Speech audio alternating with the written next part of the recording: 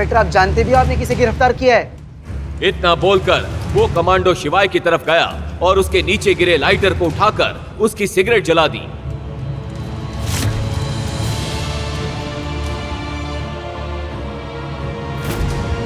जैसे ही इंस्पेक्टर ने शिवाय के उस लाइटर को देखा तो उसके पैरों तले जमीन खिसक गई, उसकी टांगें कांपने लगी और वो अपने घुटनों पर आ गया और शिवाय के सामने हाथ जोड़कर बोला, मेजर माहेश्वरी। 3 साल बाद सभी कमांडोज आज पहली बार शिवाय को देख रहे थे। सभी कमांडोज ने गर्व से शिवाय को सल्यूट किया। ये देखकर शिवाय भी जैसे तैसे अपनी जगह पर खड़ा हुआ और उन्हें सल्यूट किया। तभी कैप्टन सरताज सामने आकर बोले, सर, हमने आपको कहां नहीं ढूंढा और आप यहां हैं। हमें कल पता चला कि आप इस हाल में हैं, इसलिए मैं सारी बटालियन को लेकर आपको लेने आया हूं। Sorry sir, I am late. नहीं कैप्टन, तुम बिल्कुल सही वक्त पर आए हो। चलो अब यहां से निकलते हैं। मुझे बजाज मैंशन ड्रॉप कर दो जल्दी। इतना सब होने के बाद भी शिवाय नंदिनी के बारे में ही सोच रहा था। उसकी आंखों में कल रात की लगाई नंदिनी की आग दहक रही थी। शिवाय को वो आग बुझानी थी जो नंदिनी से मिलने के बाद ही बुझ सकती थी। शिवाय ने सबको वहां से वापस जाने का ऑर्डर दिया। Platoon, fall back. Yes sir. इस आवाज की गूंज से Azad Nagar police station hill गया और वहां के सारे अधिकारी और हवलदार शिवाय को सलाम मारे बिना रह नहीं पाए। शिवाय पुलिस स्टेशन से निकला और जल्दी से गाड़ी में बैठ गया। सारे कमांडोज भी उसके पीछे भागकर गाड़ी में बैठ गए। शिवाय का ऑर्डर सुनते ही सभी गाड़ी एक के पीछे एक बजाज मैंशन चल पड़ी। तभी शिवाय के बगल में बैठे कैप्टन सरताज ने पूछा, मेजर, आप पूरी रात जेल में क्यों रहे? आपने हमें फोन क्यों नहीं किया? अपनी कद्र करना कैसे सीखता सरताज? अगर एक रात वहां नहीं बिताता तो अब सब ठीक हो जाएगा। मेरे लिए ये रात सबसे यादगार रहेगी। ये कहते हुए भी शिवाय का दिल जोर जोर से धड़क रहा था, मानो अभी बाहर आ जाएगा। उसे नंदिनी से कोई उम्मीद नहीं थी, पर फिर भी उसके कड़वे शब्द सोचते ही उसके बदन में सिरहन दौड़ रही थी। मेजर, मुझे आपको कुछ बताना है। आपको याद होगा हमने 5 साल पहले जेएनके में गैर कानूनी मामलों को लेकर कुछ शर्तों पर समझौता किया था, लेकिन अब हम उसे पूरा नहीं कर पा रहे हैं।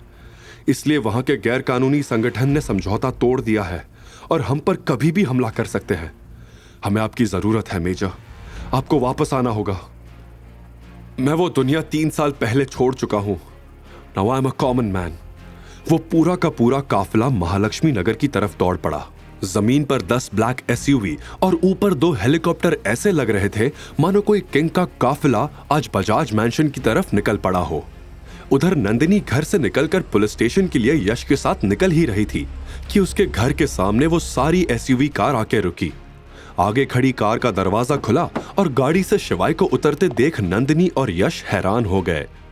शिवाय को वहां ड्रॉप करके वो काफिला अपनी मंजिल की ओर बढ़ गया। इस वक्त शिवाय की आंखों में अंगारे जल रही थी। वो तेज रफ्तार से नंदिनी के पास आया और उसने उससे पूछा, नंदिनी, क्या सच में तुम्हें वो 12 साल पहले वाला सेंट्रल स्ट्रीट का हादसा याद नहीं है? नंदिनी शिवाय को एकटक देखे जा रही थी। वो कुछ बोल पाती इससे पहले ही शिवाय ने फिर से कहा, वो किडनैपिंग, वो बर्थडे, कुछ भी याद नहीं है तुम्हें? तुम पागल हो गए हो क्या? बाहर कैसे आए तुम? किसने तुम्हारी बेल करवाई? हाँ? नंदिनी शिवाय को ऐसे देखकर शॉक थी। क्या, क्यों, कैसे? मुझे इस बारे में तुमसे कोई बात नहीं करनी है। मुझे जिंदगी से बहुत बड़ा सबक मिला है। कल अगर तुम मेरे साथ मिसबिहेव नहीं करती तो मैं कभी अपनी कद्र करना सीख ही नहीं पाता, खुद के बारे में कभी सोच ही नहीं पाता। क्या बकवास कर रहे हो? तुम्हारे साथ जो भी हुआ उसमें तुम्हारी गलती थी। मैं तो तुम्हें जेल से छुड़वाकर तुम पर एहसान करना चाहती थी, पर नंदिनी आगे कुछ बोल पाती इससे पहले ही शिवाय ने उसकी बात काटते हुए कहा, मुझे तलाक चाहिए तुमसे नंदिनी। तुम वो नहीं हो जिससे मैंने प्यार किया था। डिवोर्स की बात सुनते ही सब शॉक्ड रह गए। शिवाय नंदिनी से तलाक चाहता था। नंदिनी का ईगो बुरी तरह हर्ट हो गया। उसने गुस्से से कहा, तुम मुझे तलाक दोगे शिवाय? मैं तुम्हारी औकात से बहुत ऊपर हूं। शिवाय के चेहरे पर आत्मविश्वास था, लेकिन नंदिनी को एक बात समझ नहीं आई। लेकिन तुम तो जेल में थे, फिर तुम्हारी बेल किसने करवाई? भले लोग थे वो जो इसे यहां घर तक छोड़ कर गए। पड़ा होगा उनके पैर ये, तब जाकर बेल मिली होगी। मजाक बनाते हुए यश ने कहा, माफ कीजिएगा, हाल फिलहाल में मैंने यही सीखा है। अब इज्जत बेचना मुझे नहीं आता। शिवाय ने यह बात नंदिनी की आंखों में आंखें डालकर कही। क्या शिवाय अपनी सेल्फ रिस्पेक्ट के लिए अब दुनिया से लड़ जाएगा? क्या 12 साल पुराने प्यार का अंत आज तलाक पर हो जाएगा? आखिर शिवाय है कौन और क्या राज है उसका?